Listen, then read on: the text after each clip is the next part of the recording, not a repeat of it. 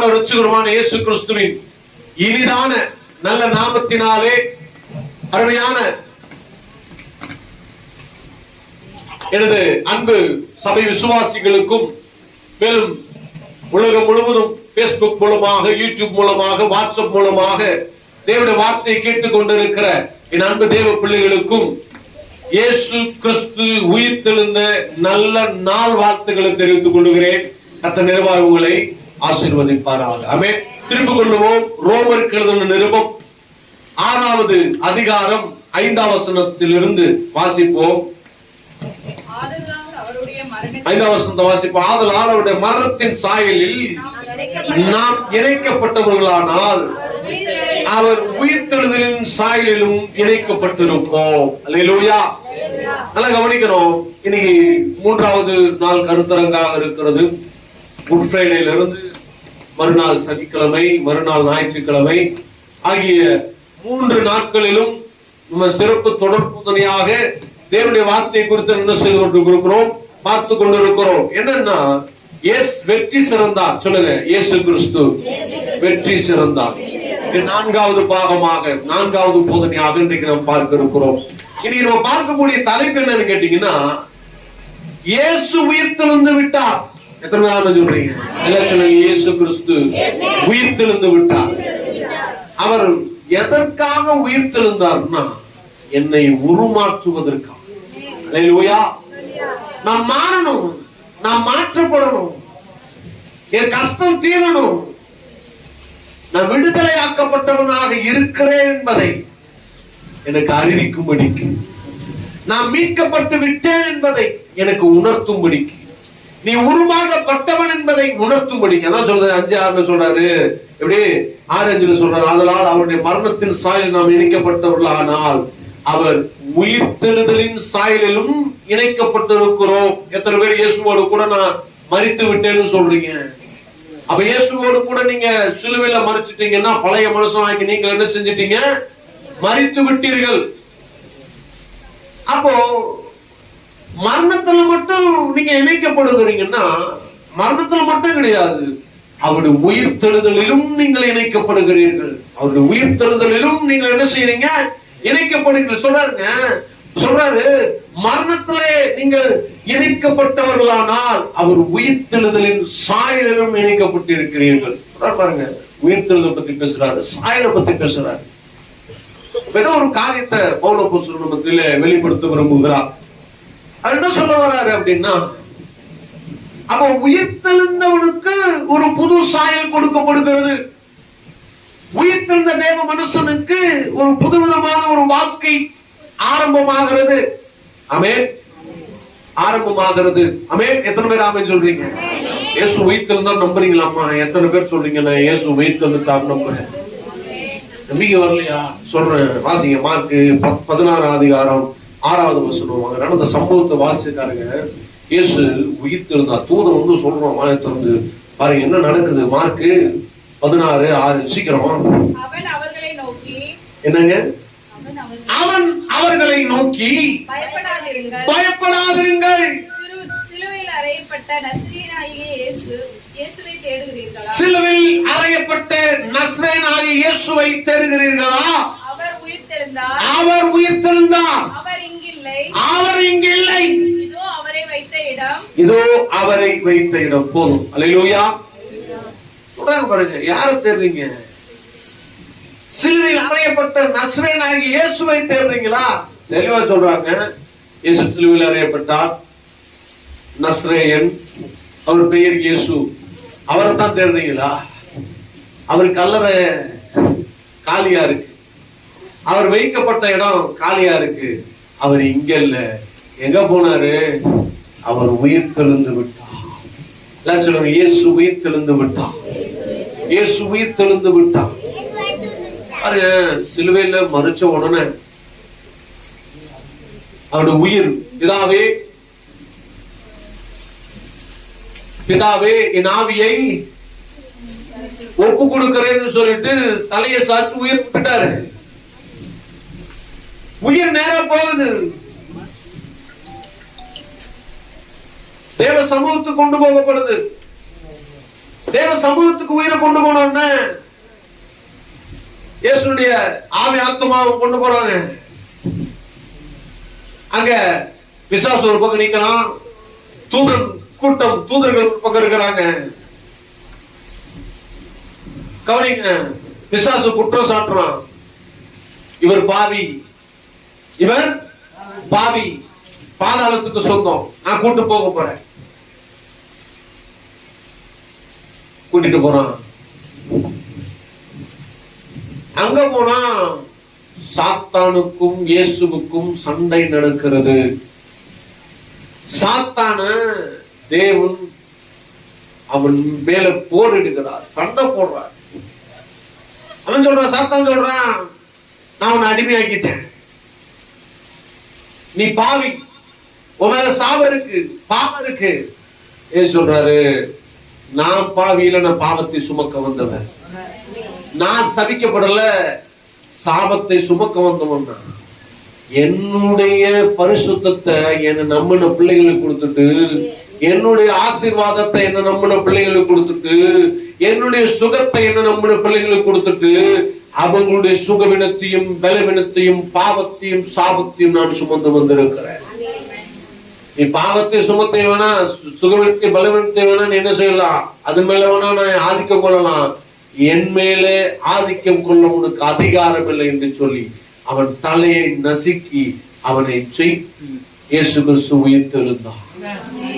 சொல்ல வாசிங்க, 1 கொரிந்தியர் 15 அதிகாரம் 55 வசனம். 1 கொரிந்தியர் 15:55. மரணமே உன் கூர் எங்கே, பாதாளமே உன் ஜெயம் எங்கே? எல்லாம் சொல்லுங்க, மரணமே.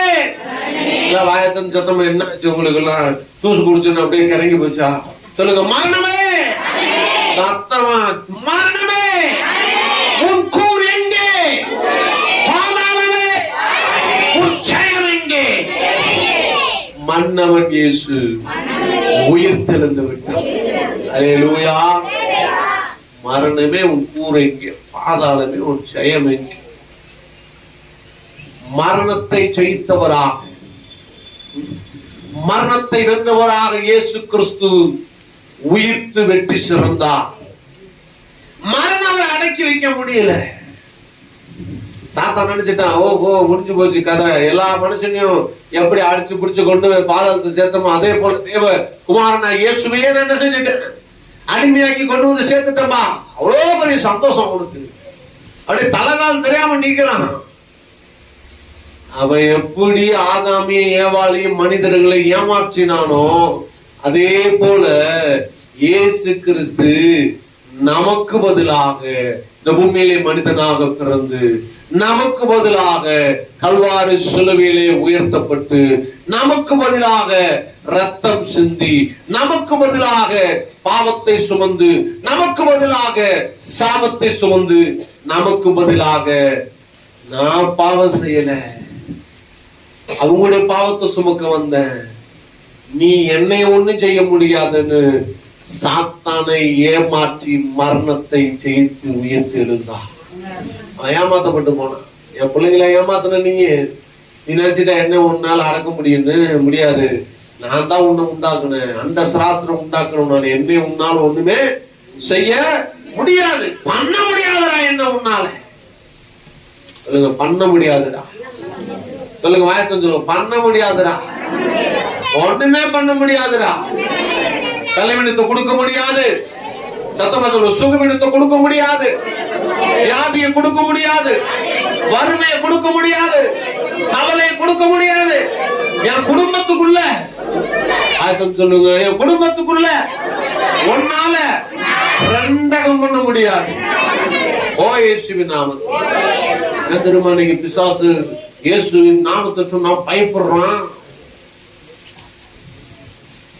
அடிச்சு நொறுக்குனார் பாருங்க அவனை பாதாளத்துல போட்டு. யாருக்கிட்ட வேலையை காட்டு, எந்த பிள்ளைய வந்து ஏமாத்து, நான் உண்டாக்குனேன், உலகத்தை ஆளணும், பூமி ஆளணும், ஆண்டு கொள்ளணும், எல்லாம் பாதங்களுக்கு கீழ்ப்படுத்தி அவனை சீர்படுத்தி சரிப்படுத்தி சீராக்கி நேராக்கி நான் வச்சுக்கிட்டு இருக்கிற அவனை ஏமாத்தி ஆசீர்வாதத்தை பறிச்சுட்டு போய் அதிகாரத்தை பறிச்சுட்டு போய் பூமி ஏமாத்தி எல்லா மனுஷனையும் பாவம் செய்ய வச்சுட்டு இருக்கிறியா? போட்டாங்க அட்டி பட்டீர் பழியிருந்து ஆட்டி போயிட்டான். ஐயோ, நம்ம என்ன நினைச்சோம்? ஒரு தடவை ட்ரை பண்ணோம். எங்க மத்தேயு 4 அதிகாரத்துல, எடுக்க வேணாம், வாயில சொல்றேன், புரிஞ்சுக்கீங்க. மத்தேயு 4 அதிகாரத்துல என் காலில் விழுந்து கும்பிடு, இந்த உலகெல்லாம் திருப்பி எடுக்கணும் தான் நான் வந்திருக்கிறேன், எல்லா அதிகாரத்தையும் திரும்ப எடுத்துக்கணும் தான் நான் வந்திருக்கிறேன். நீ கல்வாரி சிலுவையில போய் அந்த வலி வேதனை பெற்று சிலுவையில போய் மறிக்கின்ற அவசியமே கிடையாது, என் காலில் உள்ள எல்லாத்தையும் கொடுத்துட்றேன். எப்படி முதலாவது ஆதாமை ஏமாற்றுவதற்கு முயற்சி பண்ணி ஏமாற்றினானோ அதே போல இயேசுவையும் ஏமாற்ற முயற்சி செய்கிறார். இயேசு ஏமாறல, சத்தியத்தை அறிந்தவராய், வார்த்தையை புரிந்தவராய், சரியான காரியங்களை பெற்றவர்களாய் இருந்ததுனால அவர் சொல்றாரு, உன் தேவன் ஒருவருக்கே ஆராதனை செய்வாயாக என்று எழுதியிருக்கிறதே சொன்னாரு. எழுதியிருக்கிறதே.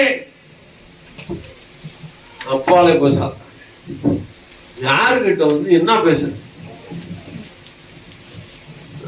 உன் பேச்செல்லாம் இங்க எனக்கு எடுபடாது, போய்க்கும். அவனால இயேசுவை ஜெயிக்க முடியவில்லை. இங்க இரண்டாவது இயேசுவை ஜெயிக்க பிரயாசப்படுறான். என்ன ஜெயிக்க போறான்? இயேசு பாவம் செஞ்சிட்டாரு, இயேசு மேல சாபம் இருக்கு, அதை வச்சு ஏமாத்தி இயேசுவை என்ன செஞ்சிடலாம்? ஆளுகை செய்து விடலாம். இந்த உலகத்தை உண்டாக்கின கடவுளையே இந்த பாதாளத்துக்கு அடிமையாக்கி விட்டால், இந்த அண்ட சராசரங்களை உண்டாக்கின கடவுளையே அடிமையாக்கி விட்டால், சகலமும் நமக்கு சொந்தம் என்று சொல்லி எண்ணினவனாய் அவன் இயேசுவை ஆதிக்கம் செய்ய தொடங்கினான். ஏசப்பா சொன்னாரு, அட கூறு கட்டவனே, அறிவிட்டவனே, உனக்கு விஷயமே புரியாதா? நான் பாவம் செஞ்சு என் பாவத்தை நானே சுமக்க முடியாதுடா. நான் பாவியும் கிடையாது. வேதத்துல படிச்சு பாரு, இயேசு பரிசுத்தவான் என்று சொல்லப்பட்டு இருக்கிறது. வேதத்துல படிச்சு பாரு, இயேசு கிறிஸ்துவின் ரத்தம் தான் சகல பாவம் நீக்கி சுத்திகரிக்கும் என்று சொல்லப்பட்டு இருக்கிறது. அட பைத்தியக்காரனே, உன்னால என்ன ஒண்ணும் செய்ய முடியாதுடா. நம் மக்களுடைய பாவத்திற்காக மறிக்க வந்தவன், பாவத்தை சுமக்க வந்தவன், சாபத்தை வியாதி சுமக்க வந்தவன். இப்ப நான் சொல்றேன், நான் ஜெயிச்சுட்டேன், ஜெயம் எடுத்தா. அல்லேலூயா சொல்லுங்க, ஜெயம் எடுத்தா.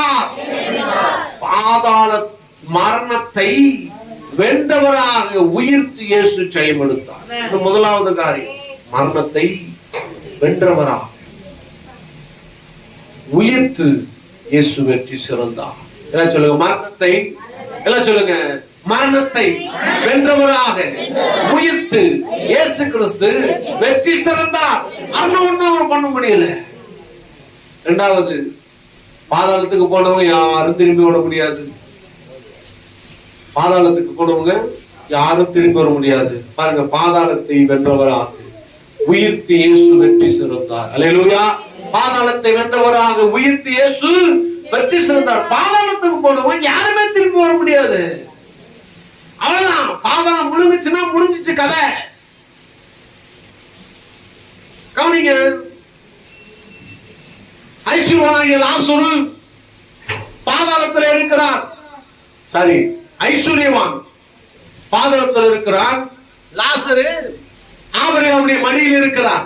லாசரு கவனிக்கணும், ஆபிரகாமுடைய மடியில் இருக்கிறார். ஐஸ்வர்யவான் கேட்கிறான், ரொம்ப இங்க வெக்க தாங்கல, நெருப்பு அக்கினி புலம்பு என்னை வாட்டுகிறது, ரொம்ப நான் கஷ்டப்பட்டு கொண்டிருக்கிறேன்.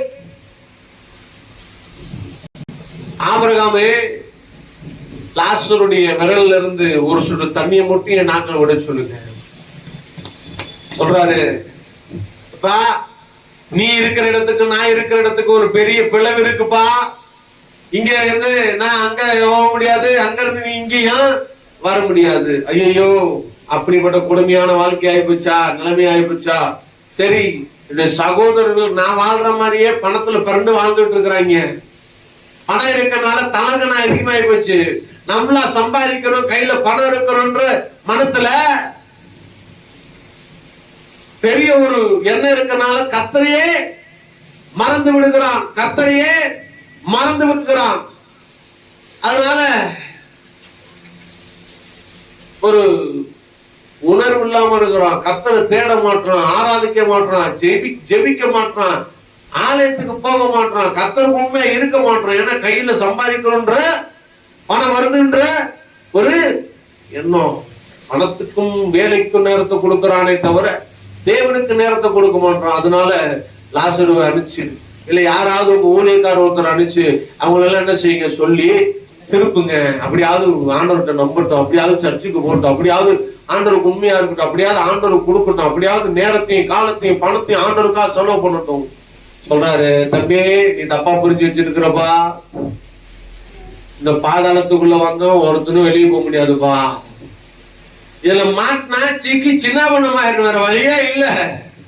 இதுதான் உள்ள மாட்டினோட வாழ்க்கை நிரந்தரம், அப்படியே ஃபுல் செட்டில்டு, வழியே கிடையாது. ஆனா பாதாளத்தைக்கு சென்று பாதாளத்தை வென்று உயிர்த்து வெற்றி சிறந்தார் ஆண்டவர் இயேசு கிறிஸ்து. கரங்களை தட்டி கர்த்தரை மகிமைப்படுத்துவோமா? அல்லேலூயா. வாசிங்க ஏசாயா 25ஆம் அதிகாரம் 8-9 வசனங்களை வாசிப்போம். 25:8-9 ஏசாயா 25:8-9 வசனங்களை வாசிப்போம்.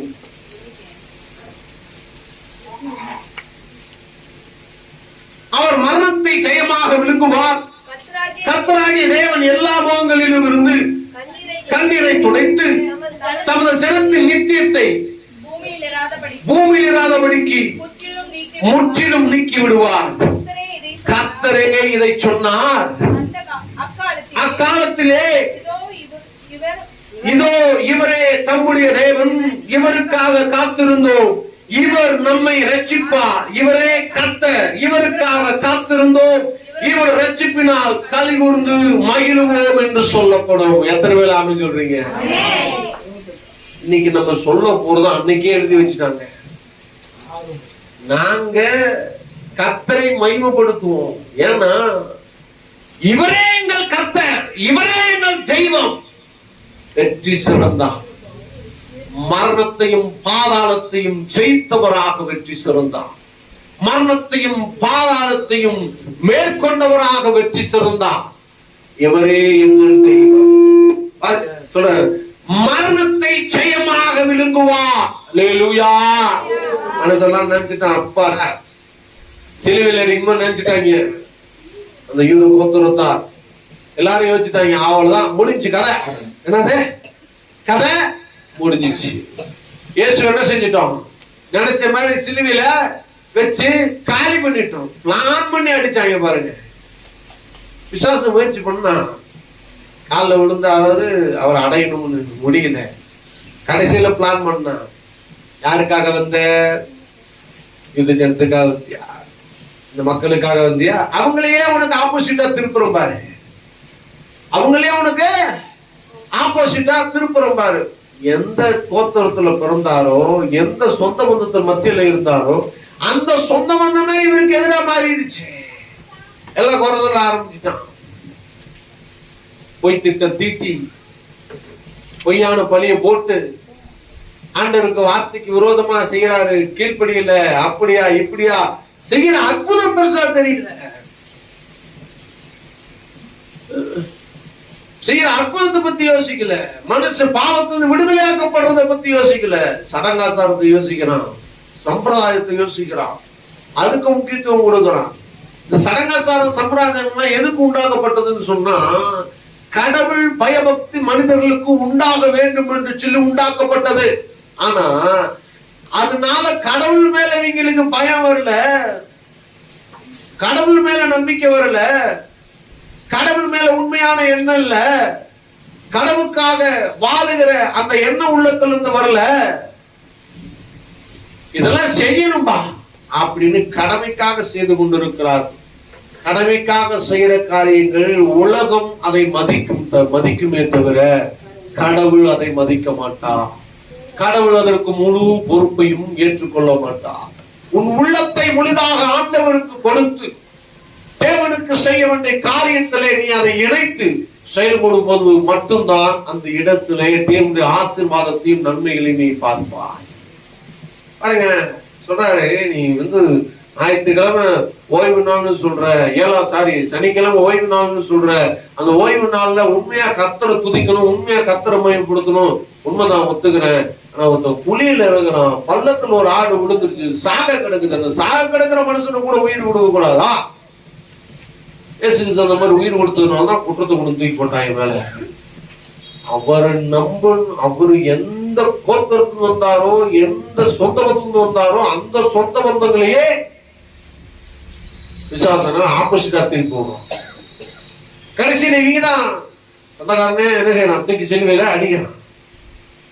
அதான் கடைசியில எருசலேம் விட்டு போய் சொல்றாரு, எருசலேம்ல வச்சு அங்க கல்விமலை ஏற்றி சொல்றாரு, எருசலேமே எருசலேமே, உனக்கு வரும் நாளிகையை, உனக்கு வரும் நாட்களை நீ அறியாமல் இருந்தாயானால் உனக்கு நலம். படிச்சு பாருங்க, தெரியும். இப்ப வீட்டுல படிச்சு பாருங்க, கவனிக்கணும். முதலாவது சோதனையில ஏமாத்த பார்த்தான், முடியல. இரண்டாவது தன்னுடைய சொந்த பந்தங்களே வச்சு ஏமாத்த முயற்சி பண்ணலாம். சொந்த பந்தங்களே வச்சு ஏமாற்ற முயற்சி பண்ணலாம். ஆனாலும் மூணாவது, பாவம் எல்லாம் மேல போட்ட உடனே மரணத்தின் மூலமாக இயேசுவை விழுங்கி விடலாம் என்று சொல்லி, பாதாளத்தின் மூலமாக இயேசுவை விழுங்கி விடலாம் என்று சொல்லி அவன் பிரயாசப்பட்டான். ஆனா இயேசு கிறிஸ்து மரணத்தை விழுங்கினான், பாதாளத்தை ஜெயித்தார். அதான் சொல்லுங்க வசனம், 25 அதிகாரம் 8 வசனம். அவர் மரணத்தை ஜெயமாக விழுங்கினார். கர்த்தராகிய தேவன் எல்லா முகங்களில் இருந்து கண்ணீரை துடைத்து தமது ஜனத்தின் நிந்தையை பூமியில் இராதபடிக்கு முற்றிலும் நீக்கிவிட்டார். கர்த்தரே இதை சொன்னார். அல்லேலூயா. அப்படி விசுவாசத்துல வாசிக்கிறேன், அதெல்லாம் அது அப்படித்தான் வாசிக்கிறோம். வருது எனக்கு எப்படி வாசிக்கிற பாருங்க, வாசிக்க எல்லாம் சொல்லுங்க. இயேசு, சத்தமா சொல்லுங்க, இயேசு மரணத்தை ஜெயமாக விழுங்கினார். கர்த்தராகிய தேவன் எல்லாருடைய முகங்களில் இருந்து கண்ணீரை துடைத்தார். அவருடைய ஜனத்தின் நிந்தையை பூமியில் இருந்து பூமியில் இராதபடிக்கு முற்றிலும் நீக்கிவிட்டார். இயேசுவே இதை செய்தார், கர்த்தரே இதை செய்தார். கரங்களை கர்த்தரை மகிமைப்படுத்துவோம். உன் நிந்தை நீங்கப்பட்டு விட்டது, உன்னுடைய கஷ்டம் நீங்கப்பட்டு விட்டது, உன்னுடைய கண்ணீர் துடைக்கப்பட்டு விட்டது. உன்னுடைய வலிகளை ஆண்டவர் இயேசு கிறிஸ்து கல்வாரி சிலுவையிலே சுமந்து தீர்த்து விட்டார். நீ மீட்கப்பட்டிருக்கிறார், நீ விடுவிக்கப்பட்டிருக்கிறாய். புது வாழ்க்கையை அனுபவிக்க தகுதியுள்ளவர்களாய் மாற்றப்பட்டிருக்கிறீர்கள். இயேசு உயிர்த்தெழுந்திருக்கிறார். வேதம் சொல்லுகிறது, ரோமர் 6 அதிகாரம் 5 வசனம் சொல்லுகிறது, தேவ சாயலுக்கு ஒப்பாயிருக்கிறோம். அல்லேலூயா. கவனிங்க, இந்த இடத்துல சொல்லப்படுது பாருங்க, மரணத்திலே நம்முடைய சாயல் இணைக்கப்பட்டது போல, நாம் இணைக்கப்பட்டது போல உயிர் தெழுதலிலே நம்முடைய சாயலும் இணைக்கப்பட்டிருக்கிறது. நாம் இணைக்கப்பட்டிருக்கிறோம். அல்லேலூயா. இயேசு மரிக்கும் போது பழைய மனிதனாகிய நானும் அவரோடு கூட மரித்து விட்டேன். இப்ப எப்படி இருக்கிறேன்? உயிரோட எழும்பி இருக்கிறேன். எப்படிப்பட்டவனா? புது மனுஷனா, புது மனுஷியா. அதான் சொல்லுது, ஒருவன் கிறிஸ்துவுக்குள் இருந்தால் எல்லாம் சொல்லுங்க, புது சிருஷ்டியா இருக்கிறான். சத்தமா சொல்லுங்க, ஒருவன் கிறிஸ்துவுக்குள் இருந்தால் புது சிருஷ்டியா இருக்கிறான். பழையவைகள் ஒழிந்து போயின, எல்லாம் புதிதாயின. Everything is new. எல்லாம் புதிதாகின, எல்லாம் புதிதாகின. இன்னைக்கு நீ புது மனுஷன், இன்னைக்கு நீ புது மனுஷி. பக்கத்துல பார்த்து நீங்க புதுசுங்க சொல்லுங்க. கண்ணா, கண்ணு, நம்ம ஊர் பாச, சின்ன செல்லம் பாச. யார பார்த்தாலும் இருக்கிற கண்ணு, யார பார்த்தாலும் எப்படி கொடுக்குவோம்? கண்ணு நல்லா இருக்கியா? கண்ணு சாப்பிட்டியா கண்ணு, தூங்குனியா கண்ணு? இப்ப சொல்லுங்க, இதுலயே சத்தியத்தை கலப்போம், கண்ணிலே சத்தியத்தை கலப்போம். சொல்லுங்க, கண்ணு நீ புது ஆளு, கண்ணு கண்ணு இயேசு முன்ன ஆசீர்வதிச்சிருக்கிறார். கண்ணு நீ நல்லா இருப்ப, கண்ணு கர்த்தர் ஆசீர்வதிக்கிறார். ஆமென். நாங்க சின்ன சேலத்தான், அதனால கண்ணுன்னு போட்டு பேசுவோம். அந்த கண்ணுன்னு போட்டா கூட அந்த இடத்துல கண்ணு மாதிரி தேவனுடைய வார்த்தையை போட்டு பேசும். அல்லேலூயா, அல்லேலூயா. சொல்லுங்க, கண்ணு இயேசு உனக்காக மரித்தார், இயேசு உனக்காக உயிர்த்தார். வாழ்க்கை மாற்றப்பட்டு இருக்கிறது, நீ விடுவிக்கப்பட்டு இருக்கிறான். ஆமென், அல்லேலூயா. விடுவிக்கப்பட்டு இருக்கிறது. மரணத்தை இயேசு ஜெயமாக, பாதாளத்தை இயேசு ஜெயித்து வெற்றி சிறந்தார். மூன்றாவதாக வாசிப்போம்.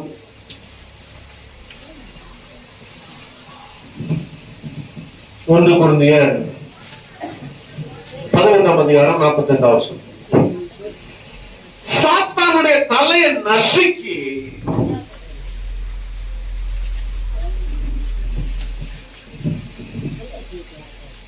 அவனுடைய அதிகாரம், நமக்கு கொடுக்கப்பட்ட அதிகாரத்தை அவன் பிடிக்க வச்சிருந்தான்.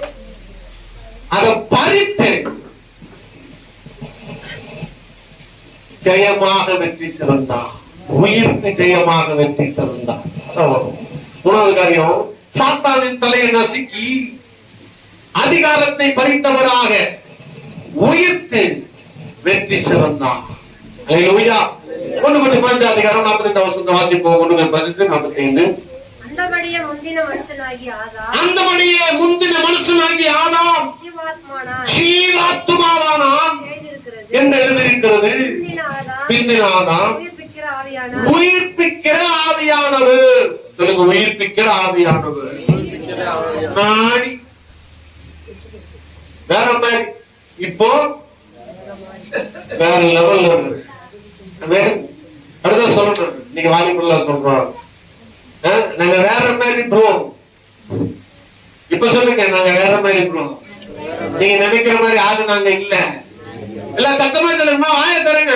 என்ன கிராமத்துல இந்த வார்த்தையில வாயில வராதோ, எல்லாருக்கும் வாய் இருக்கு, எல்லாரும் வாயிலையும் சொல்லணும். சொல்லுங்க, எல்லாம் சொல்லுங்க, வாயை திறந்து எல்லாம் சொல்லுங்க, நாங்க வேற மாதிரி ப்ரோ, நாங்க வேற லெவல் ப்ரோ.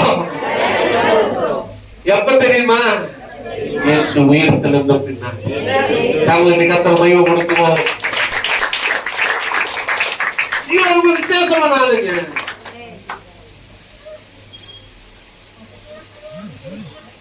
ஆதாம் ஜீவாத்மாவான,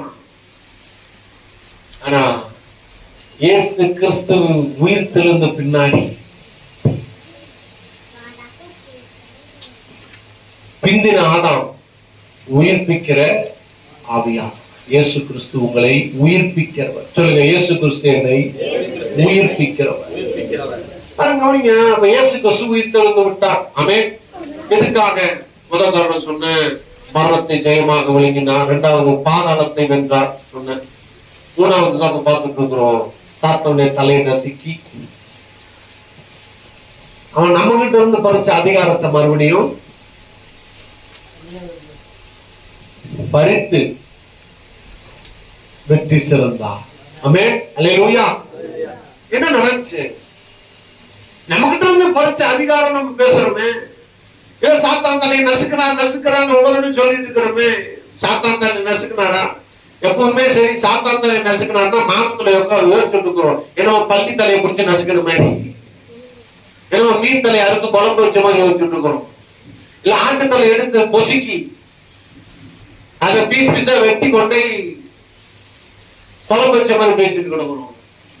சாத்தான் தலையை நசுக்கினார்னா அங்க ஆவிக்குரிய அர்த்தம் ஒண்ணு உள்ள அடங்கி இருக்கு. ஆவிக்குரிய ரீதியில யோசிக்கணும். அதை எப்பவுமே ஆவிக்குரிய ரீதியில யோசிக்கணும். சாத்தான் தலையை நசுக்கினார்னா பாருங்க, உலகத்தை உண்டாக்கின தேவன் பூமியிலே அடிமையின் ரூபம் எடுத்து மனுஷ சாயலார் வசனம் சொல்லுது.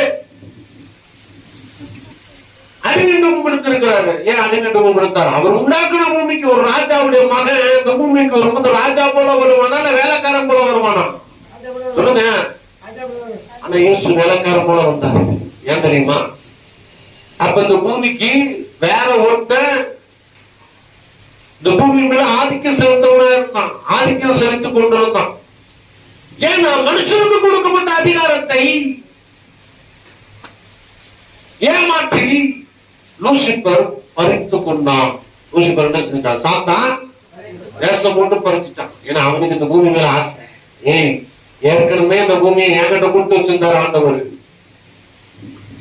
ஆனா இப்ப உங்ககிட்ட கொடுத்திருக்காரு, எனக்கு அது தாங்கல. அதனால என்கிட்ட கொடுக்கப்பட்ட பூமி எனக்கு தான் சொந்தமா இருக்கணும்னு சொல்லிட்டு ஆதாமி ஏவாளியும் ஏமாத்தி அதிகாரத்தை பறிச்சுக்கிட்டான். அதனாலதான் பாவம், சாபம், பலவீனம், வியாதி, சுகவீனம், நெருக்கம், துன்பம், கஷ்டம், கவலை, கண்ணீர் உலகத்துல ஒவ்வொரு மனுஷனோட வாழ்க்கையில இருந்துட்டு இருக்கிறதுக்கு காரணம். ஏன்னா அவன் கொடுக்குறான். அவனுக்கு அடிமையாயிட்டான் மனுஷன்லாம். அவனுக்கு அடிமையானதுனாலதான் அவன் சொல்றபடி கேட்டு அவன் சொல்றபடி வாழ்ந்துட்டு இருக்கிறான். இன்னைக்கு ஆளுக்கு வேற விதமா இருக்குது. ஆனா இயேசுவை ஏற்றுக்கொண்டவர்கள் புரிந்து கொண்டார்கள். இயேசுவை சொந்த ரட்சகராக ஏற்றுக்கொண்டவர்கள் அறிந்து கொண்டார்கள். இந்த பூமியை தேவன் எனக்கு கொடுத்தார், சாத்தான் ஏமாற்றுகிறதை என்னிடமிருந்து பறித்துக் கொண்டார்.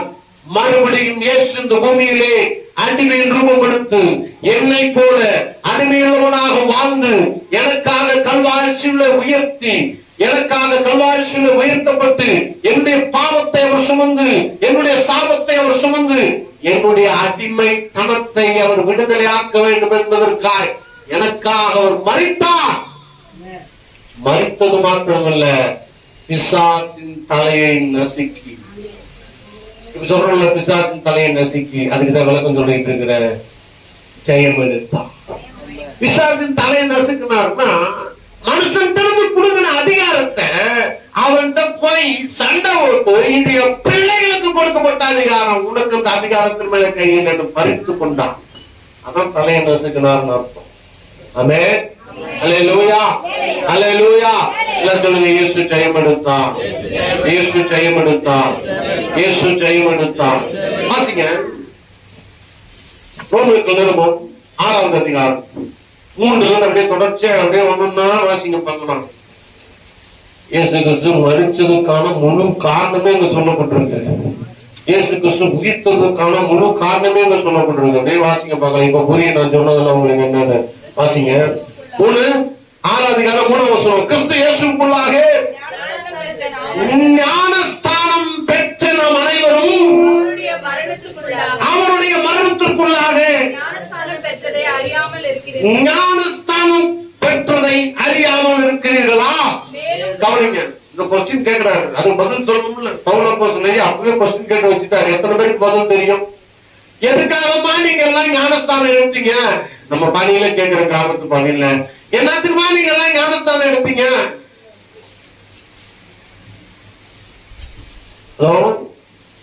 எதுக்காக நீங்க எல்லாம் ஞானஸ்தானம் எடுத்தீங்க? ஞானஸ்தானுடைய அர்த்தம் தெரியுமா? ஞானஸ்தானம் எடுத்ததற்கான விளக்கம் தெரியுமா? ஞானஸ்தானம் எடுப்பதற்கான முக்கியத்துவம் தெரியுமா? ஞானஸ்தானம் எடுப்பதற்கான காரணம் என்ன தெரியுமா? இயேசு கிறிஸ்து கல்வாரி சிலுவையிலே மரிக்கப்பட்டாரே. நீங்கள் தண்ணீரிலே முக்கப்படும் பொழுது அங்கே நீங்களும் இயேசுவோடு கூட மரிக்கப்படுகிறீர்கள். மறுபடியும் இயேசு கிறிஸ்து கல்வாரி சிலுவையிலே மரித்த பிறகு பாதாளம் சென்று மரணத்தையும் பாதாளத்தையும் ஜெயித்தவராய் உயிர்த்தெழுந்தாரே. அதே போல நீங்கள் தன்னையிலிருந்து உங்களை எழுப்பும் போது புது மனிதனாக, புது மனுஷையாக உயிரோடு எழுப்புகிறீர்கள். கரங்களை கர்த்தர் மகிமைப்படுத்துவோமா? அதை கேட்கிறார் பவுல் அப்போஸ்தலர். தெரிஞ்சுக்கணும், தெரியாமல தண்ணிக்குள்ள முக்கிய எடுத்துடக்கூடாது. எதுக்கு ஞானஸ்தானம் கொடுத்தாங்க? அரிசி கொடுத்தாங்க, பருப்பு கொடுத்தாங்க. என்ன சொல்ற வாய் மூடும் நல்லா இல்ல.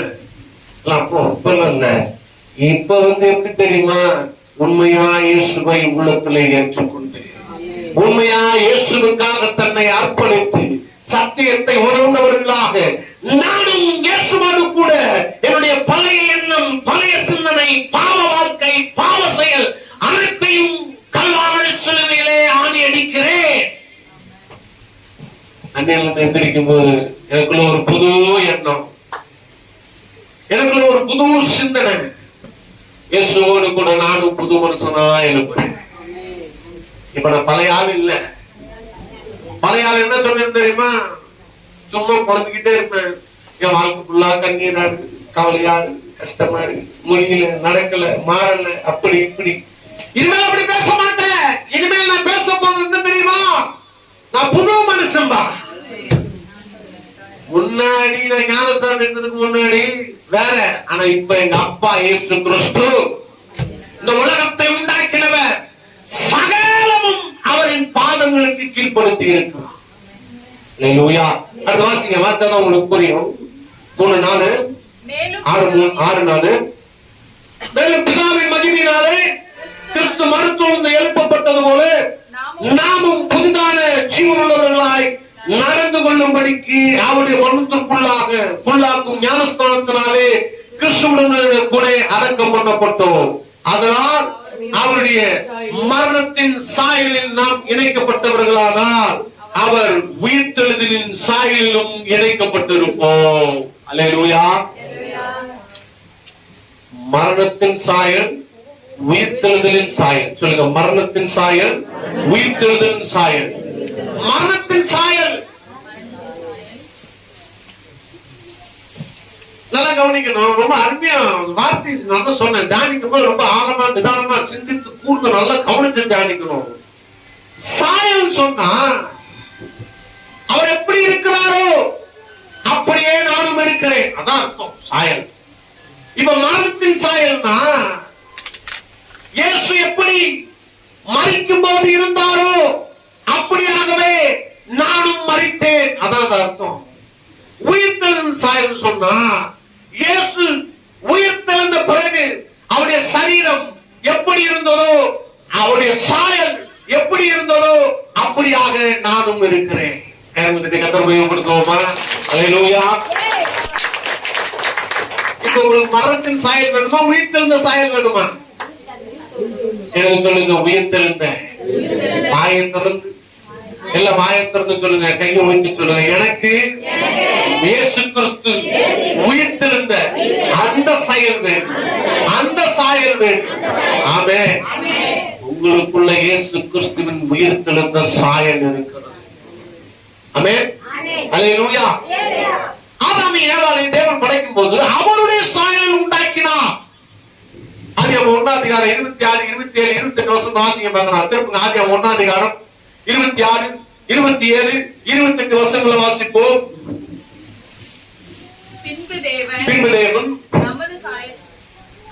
தேவன் நமது சாயலாகவும் நமது ரூபத்தின்படியையும் மனுஷனை உண்டாக்குவோமாக, அவர்கள் சமுத்திரத்தின் மச்சங்களையும் ஆகாயத்து பறவைகளையும் மிருக ஜீவன்களையும் பூமி அனைத்தையும் பூமியின் மேல் ஊறும் சகல பிராணிகளையும் ஆள கடவர்கள் என்றார். தேவன் தம்முடைய சாயலாகவே மனுஷனை சிருஷ்டித்தார், அவரை தேவ சாயலாகவே சிருஷ்டித்தார், ஆணும் பெண்ணுமாக அவர்களை சிருஷ்டித்தார். பின்பு தேவன் அவர்களை நோக்கி, நீங்கள் பழுகி பெருகி பூமியை நிரப்பி அதை கீழ்ப்படுத்தி சமுத்திரத்தின் மச்சங்களையும் ஆகாயத்து பறவைகளையும் பூமியின் மேல் நடமாடுகிற சகல ஜீவ ஜந்துக்களையும் ஆண்டு கொள்ளுங்கள் என்று சொல்லி தேவன் அவர்களை ஆசீர்வதித்தார். சொல்லுங்க, God bless you. சொல்லுங்க, God bless you. சத்தமா சொல்லுங்க, God bless me. நீ சொல்லுங்க, நான் யூ வேணாம். சொல்லுங்க, God bless me. தேவன் என்னை ஆசீர்வதித்தார். அல்லேலூயா. சொல்றாரு ஆதியாகமத்துல 1:26 சொல்றாரு, தேவன் அவர்களை ஆசீர்வதித்தார். அவரே ஆச்சு, வேற என்ன கிடையாது? ஆமென். வானத்தை பூமி உண்டாக்கின கர்த்தரே என்னை ஆசீர்வதித்து விட்டார். அந்த சராசரங்களை உண்டாக்கின கர்த்தரே என்னை ஆசீர்வதித்து விட்டார். இந்த பூமியை படைத்து இந்த பூமியிலே எனக்கு தேவையான எல்லாவற்றையும் உண்டாக்கி உருவாக்கி என் கருத்திலே கொடுத்தவர் என்னை பார்த்து சொன்னார், நான் உன்னை ஆசீர்வதிக்கிறேன் என்று. கரங்கள் தட்டி கர்த்தரை மகிமைப்படுத்துவோமா? ஆசீர்வதிக்கும் போது ஒரு 3 வார்த்தை கர்த்தர் பயன்படுத்துறார். 1, நீ ஆளணும்பா. 2, நீ கீழ்படுத்தணும்பா. 3, நீ ஆண்டு பண்ணணும். எப்படி ஆசீர்வதிக்கிறார் நம்மள சொல்லுங்க. God bless me. தேவன் என்னை ஆசீர்வதித்தார். எல்லா சத்தமா சொல்லுங்க. தேவன் என்னை ஆசீர்வதித்தார். நான் ஆளணும் சொல்லுங்க. நான் கீழ்படுத்தணும். நான் ஆண்டு கொள்ளணும். தேவன் என்னை ஆசீர்வதித்தார்.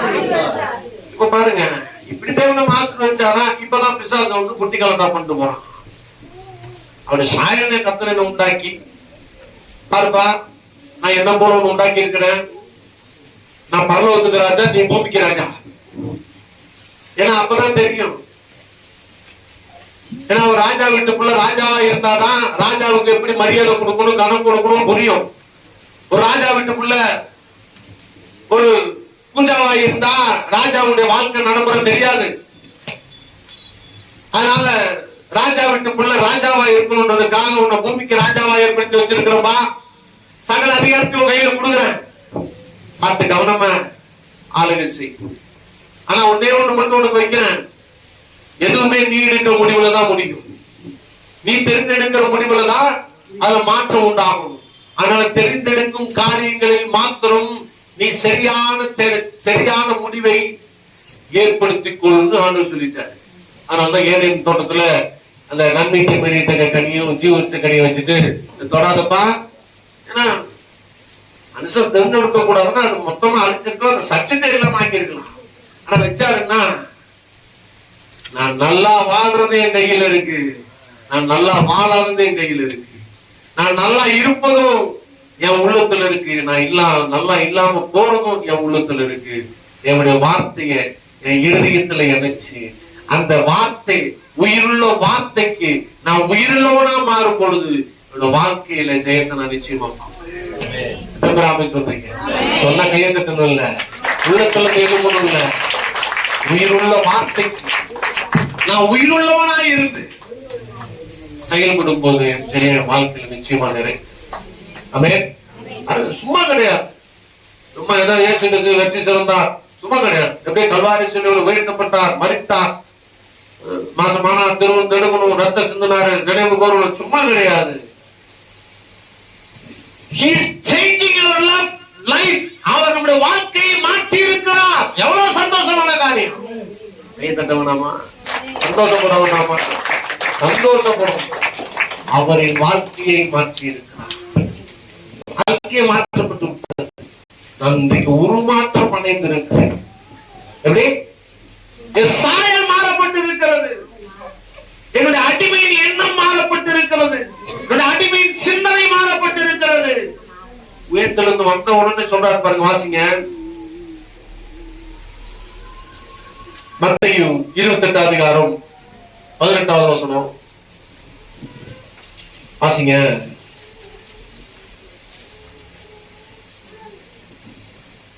சத்தமா. அப்பொழுது இயேசு சமீபத்தில்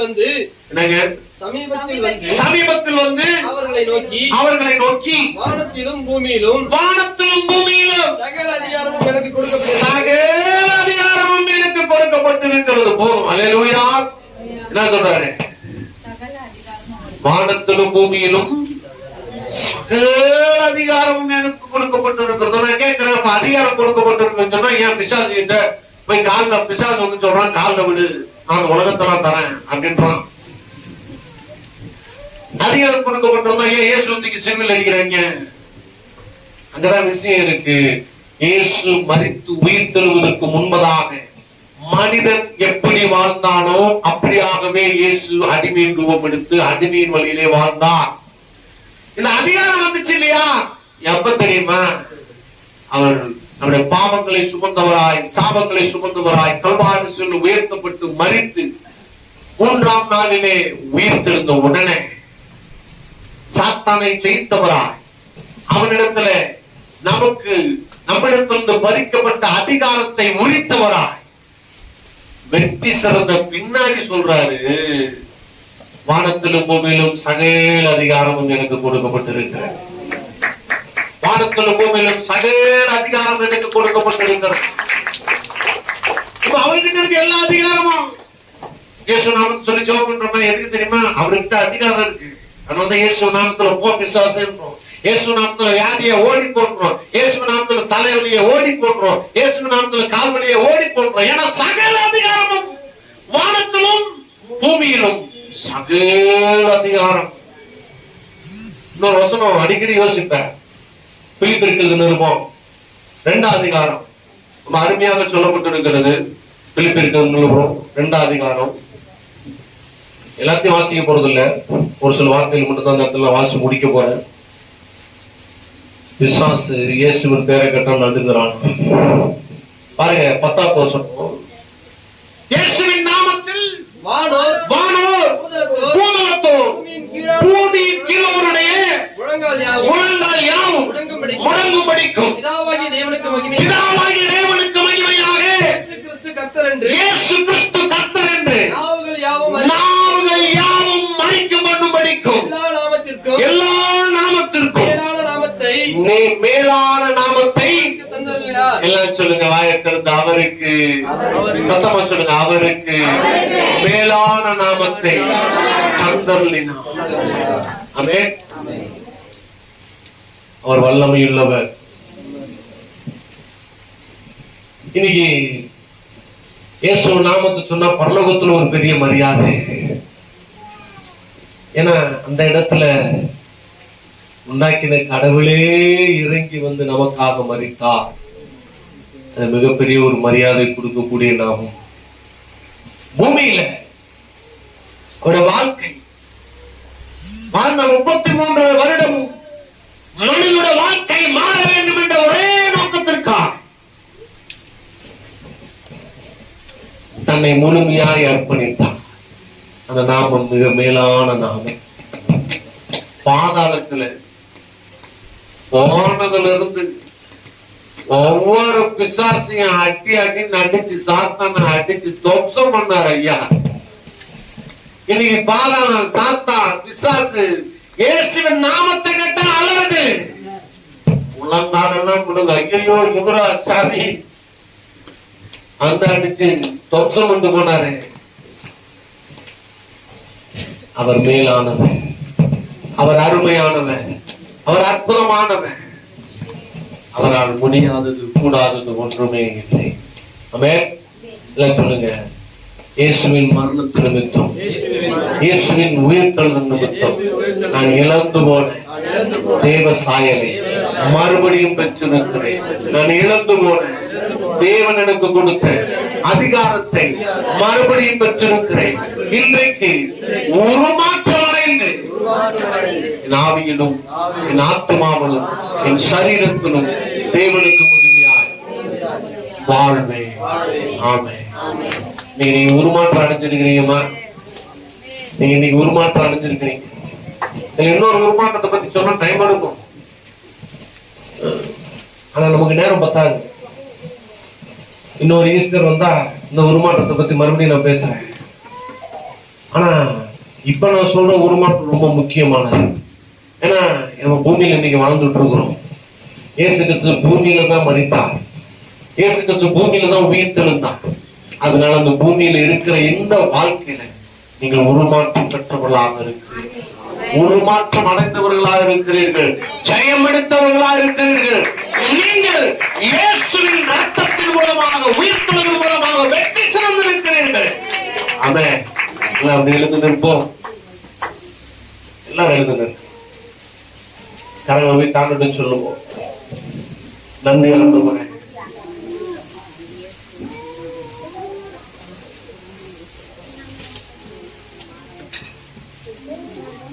ஆண்டவரே சொல்லுங்க, நன்றி ஆண்டவரே. உமக்கு நன்றி சொல்லுங்க. இது எங்களுக்காக மரித்தது மாத்திரமல்ல, எங்களுக்காக உயிர்ப்பும் இருக்கிறது. நாங்கள் உருமாற்றம் அடைய வேண்டும் என்பதற்காக, வாழ்க்கையிலே மாற்றத்தை நாங்கள் காண வேண்டும் என்பதற்காக வாழ்க்கையிலே மாற்றி இருக்கிறீர்கள். ஓ, நாங்கள் இழந்து போன சாயல், நாங்கள் இழந்து போன சாயல் மறுபடியும் நாங்கள் பெற்றுக்கொள்ள எங்களுக்கு தகுதியை ஏற்படுத்தினீர். கூடான கூடி ஸ்தோத்திரத்தை ஏறெடுக்கிறோம். கரங்களை தட்டி ஆண்டவருக்கு ஸ்தோத்திரத்தினால் அவர் மகிமைப்படுத்துவோமா? மகிமையினால் அவரை மகிமைப்படுத்துவோம். மகிமையினால் அவரை மகிமைப்படுத்துவோம். ராஜாதி ராஜாவை, கர்த்தாதி கர்த்தரை, ஓ தேவாதி தேவனை, நன்றி உள்ளவர்களாய், தேவனை உணர்ந்தவர்களாய் நன்றி சொல்லி அவரை மகிமைப்படுத்துவோம். ஹalleluya ஹalleluya ஹalleluya ஹalleluya ஹalleluya ஹalleluya ஹalleluya. ஏனோ வார்த்தை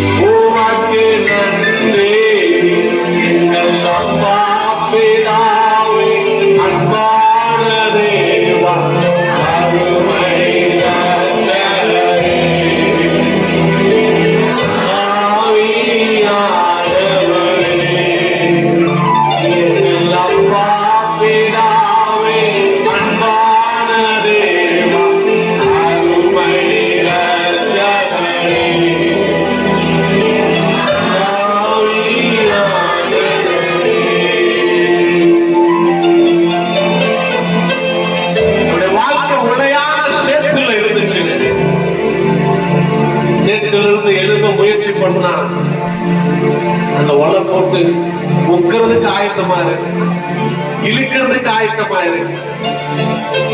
அப்படிப்பட்ட இடத்துல இருந்து இயேசு என்னை உயிர்ப்பித்தா, வெற்றி சிறந்தா, அவருக்கு நன்றி சொல்லுவோம்.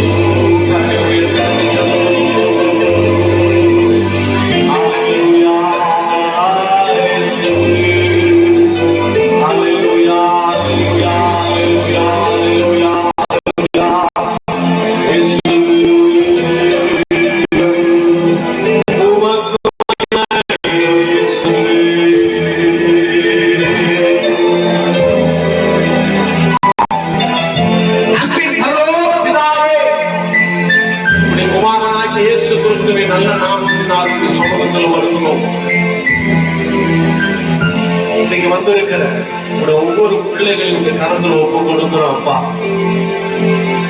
வாழ்க்கையில தெய்வ சமாதானம் காத்துக்கொள்ளட்டும், தெய்வ நிம்மதி காத்துக்கொள்ளட்டும். அற்புதமான ஒவ்வொரு நடந்தது, ஆசீர்வாதமான ஒவ்வொரு நடந்தது. உடைய கிருபை பெருகணும் ஐயா, உடைய தயவு பெருகணும் ஐயா. உயர்த்துவதற்காக உருவாக்கி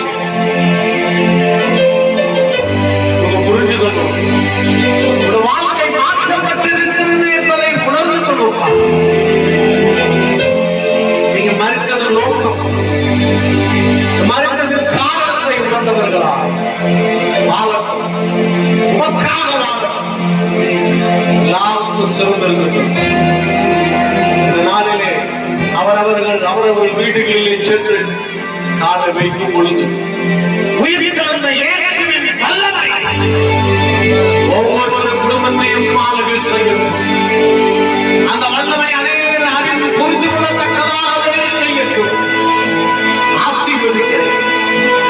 ஒரு குறையும் உள்ளார். நீர் எப்படி மரணத்தை ஜெயமாக விழுங்கினீரோ, ஒவ்வொரு பிரச்சனைகளையும் இவர்கள் ஜெயமாக விளங்கட்டும். ஒவ்வொரு குழப்பத்தையும், ஒவ்வொரு குழப்பத்திலும் இவர்கள் உங்களுடைய ஜெயத்தை பெற்றுக் கொள்ளட்டும். வாழ்க்கையிலே எல்லாவற்றிலும் வெற்றி சிறந்தவர்களாய்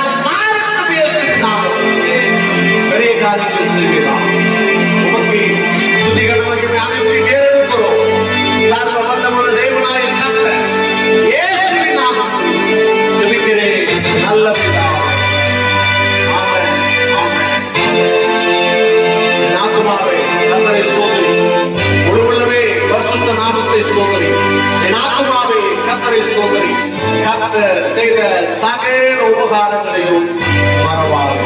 கர்த்தராகிய இயேசு கிறிஸ்துவின் கிருபையும் பிதாவுடைய அன்பும் பரிசுத்த ஆவியானவருடைய ஐக்கியமும் இன்றைக்கும் என்றைக்கும் நம்மையோடும் சதா காலங்களிலும் இப்பொழுதும் எப்பொழுதும் விசேஷமாய் இயேசு கிறிஸ்து வீட்டிருந்த நல்ல நாளிலே நம் ஒவ்வொருத்தரோடும் கூட இருப்பதாக. ஆமென். ஒரு பாடலை பாடுவோம். பாடம் முடிந்தவுடனே யாவரும் வீட்டுக்கு கலந்து சொல்லுவோம். கர்த்தர் நிறைவாய் ஆசீர்வதிப்பார். நல்லவர் நீர் என்று சொல்லி. ஆமென். அல்லேலூயா. எல்லாரும்